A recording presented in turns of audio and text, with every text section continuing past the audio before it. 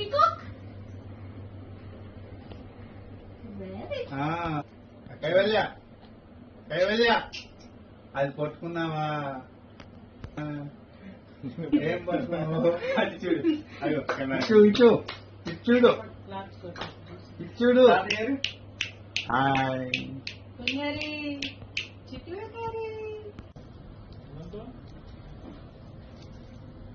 Kaivalya వచ్చిందన్నా. Flash cards నేను introduce చేశాను, 4 to 5 sets introduce చేశాను. సో ఒకసారి 4th మంత్ వచ్చిన తర్వాత తను బాగా కాన్సన్ట్రేషన్ చేస్తుంది కదా, అసలు ఎంతవరకు రికగ్నైజ్ చేసింది, రెస్పాండ్ అవుతుందా లేదా అని చెప్పి ఒకసారి చూద్దామని చెప్పేసి అడిగాను. నేను 2 ఫ్లాష్ కార్డ్స్ పట్టుకుని ఏ కార్డ్ పట్టుకోమంటే ఆ కార్డ్ పట్టుకునేది. నేనైతే షాక్ అయ్యాను నిజంగా, అన్ని పట్టుకుంటుందని అయితే అసలు ఎక్స్పెక్టే చేయలేదు. బట్ తను ఆల్మోస్ట్ నేను చెప్పినవన్నీ పట్టుకుంది.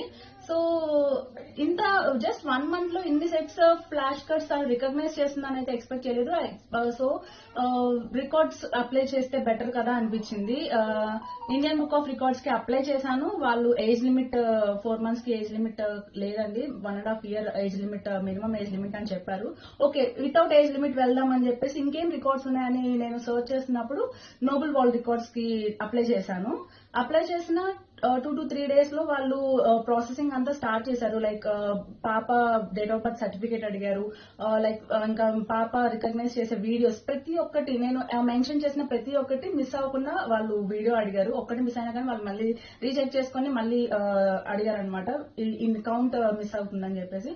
సో 120 కార్డ్స్ తను రికగ్నైజ్ చేసింది కాబట్టి 120 నేను వీడియోస్ వాళ్ళకి పంపించాను. అలానే మా ఐడి ప్రూఫ్స్ అడిగారు, అవి కూడా పంపించాను. సో 2 to 3 days తర్వాత వాళ్ళు పాప ఎలిజిబుల్ అయింది.